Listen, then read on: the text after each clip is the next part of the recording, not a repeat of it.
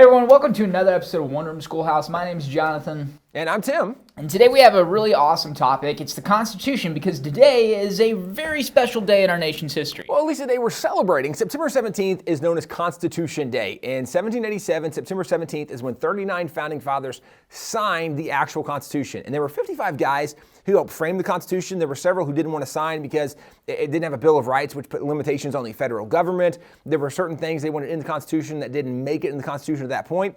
So there were many who didn't sign, who were still very involved in helping write the Constitution. And today, generally people know about like James Madison, known as the father of the Constitution, which we actually have things from all of those guys. So this is a letter from James Madison, who went on to be the fourth president. He's also one of the guys who's responsible for many of the letters or articles from the Federalist Papers. Yep. This is actually an early edition. This is the 1818 edition of the Federalist Papers, which is probably one of the most significant books in American history, and it was a compilation of articles that were published in newspapers written by three different guys. Two of them helped frame the Constitution, right? James Madison, also Alexander Hamilton, which we have a document signed by Hamilton right there, and then another guy named John Jay, who was a super influential and well-connected founding father, early judge. He helped with some of the treaties and stuff at the conclusion of the Revolutionary War. He also contributed some articles to this.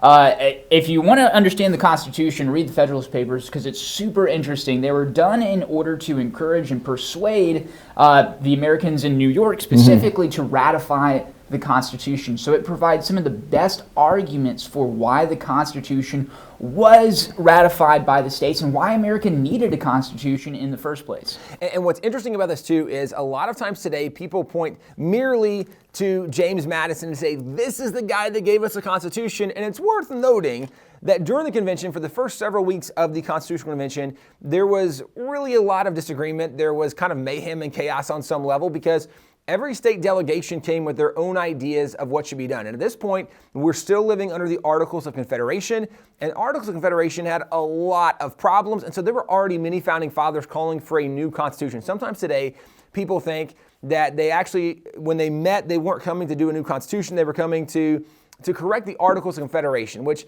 some individuals were coming for that purpose, but many had already been calling for a new constitution. So even George Washington, who was chosen to be the president of that convention, he'd already been in favor of a new constitution because they recognized the inadequacies of the Articles of Confederation. And this, by the way, is a letter from George Washington. Well, for the first several weeks when the convention was together, there was so much confusion, there was so much argument, frustration, because most delegations, like, they came with their own plan. So New York had their own plan, New Jersey had their own ideas, Pennsylvania had their own ideas. Everybody that came had their own ideas of the way government should operate, and shockingly, nobody liked anybody else's ideas. So all they did for the first several weeks was argue. So George Washington is the guy who is credited with holding the entire convention together. Had it not been for Washington, those founding fathers likely would not have stayed together, but almost everybody respected George Washington. And so since he was the leader, they respected and followed his leadership. Now, that's just another one of the main players involved. You also have a guy like Roger Sherman. Roger Sherman, and this is a note from him, his signature on the bottom. Roger Sherman was one of the most active founding fathers at the Constitutional Convention. He served on virtually every committee. He was one of the most outspoken on the floor. And actually, James Madison took the notes from the convention, and his notes are what a lot of people base their understanding from the Constitutional Convention on, because Madison took meticulous notes. Madison was there virtually every single day. And he points out Roger Sherman, very involved, very influential. Well, today, very few people know of Roger Sherman's involvement or what he did, some of his major proposal with the bicameral system and working for the Electoral College, a lot of really important things and concepts from the Constitution. But even more importantly, perhaps, this is Gouverneur Morris. And again, we have letters and documents from every one of these signers of the Constitution. So this is something from Gouverneur Morris.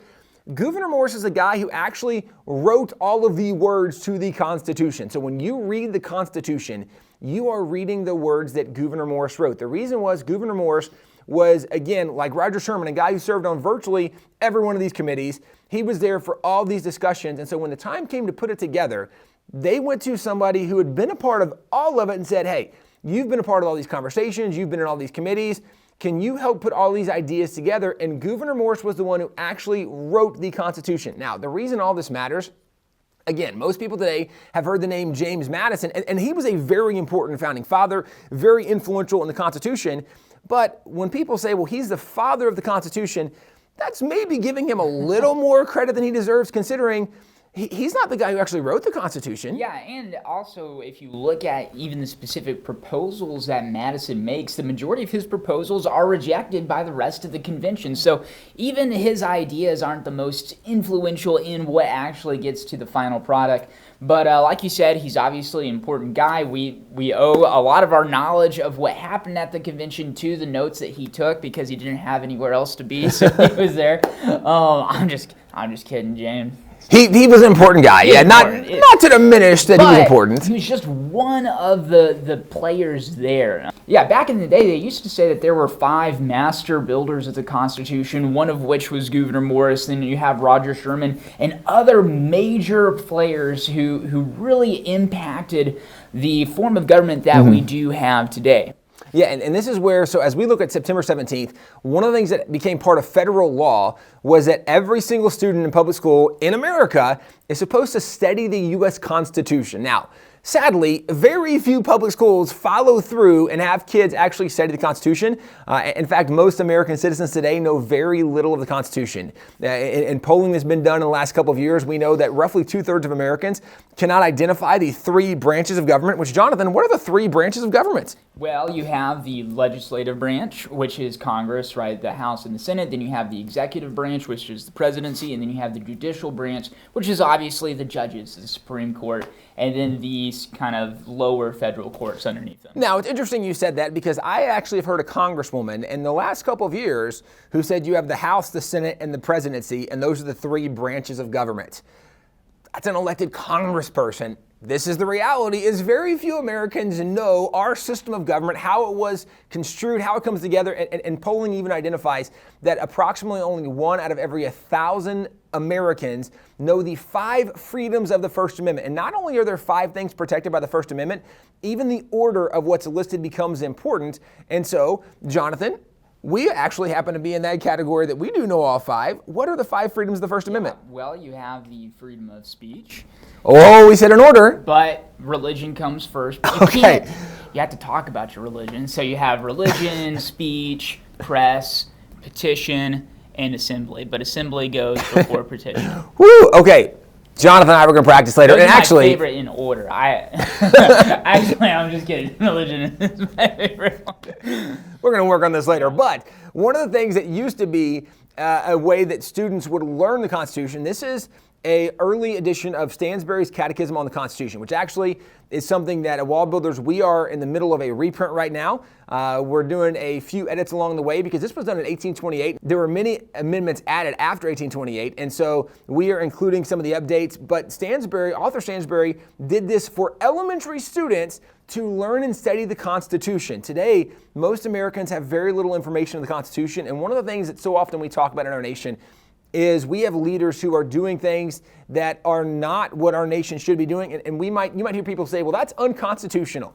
You can only make that argument if you actually know what the Constitution says. But once we start to learn what it says, then we can hold our leaders accountable for what they actually can and can't do. And interestingly enough, the Constitution was a limitation on the federal government. And the Constitution told the federal government the very specific things they could do, and they were told they could not do anything they were not given the express authorization to do from the Constitution. The Constitution only authorizes them to do about 17 things. The federal government today is doing a little more than those 17 things, but if you don't know what the Constitution says, you don't know what those limitations are, you don't recognize what they can't do, and even more importantly, when you look at the Bill of Rights, which are the first 10 amendments to the Constitution, those things listed in the Bill of Rights are things the federal government can never touch and never infringe on. And when we look today, the federal government is violating almost every single one of those things in the Bill of Rights. Again, most Americans have no idea the federal government is overreaching or doing things they shouldn't do because they don't know the Constitution, and this is why Constitution Day is so important. September 17th is the day we take to study, learn, read, know the Constitution. In fact, at WallBuilders, there's a lot of resources we have related to the Constitution. So first of all, we have the American Story, which goes through and documents a lot of the process leading to the Constitution. It has a lot of statements from people who were there at the Constitution, things they wrote about it. We also have Constitution Alive, which is a crash course through the Constitution, understanding understanding more about it. We have documents of freedom. We have God in the Constitution. There's a lot of resources on wallbuilders.com, but also very soon we will have Stansberry's Elementary Catechism of the Constitution back out and available, and it is a really fun way to go through and learn the Constitution. So definitely check out wallbuilders.com to see when that becomes available. But let me encourage you, September 17th is Constitution Day. We need to study and understand the Constitution so that we understand what is the limitation of the federal government. Why do we have a separation of powers? And what does that separation look like? What are the branches of government? What is their job, duty, responsibility? The only way to preserve this nation is understanding some of those constitutional limitations, understanding the role of government, how it operates, how it works. But we have to study and read the Constitution to know and understand that better. So read the Constitution. Take you about 15 or 20 minutes. Go see what is there. And on Constitution Day, encourage other people to read, study, and know the Constitution.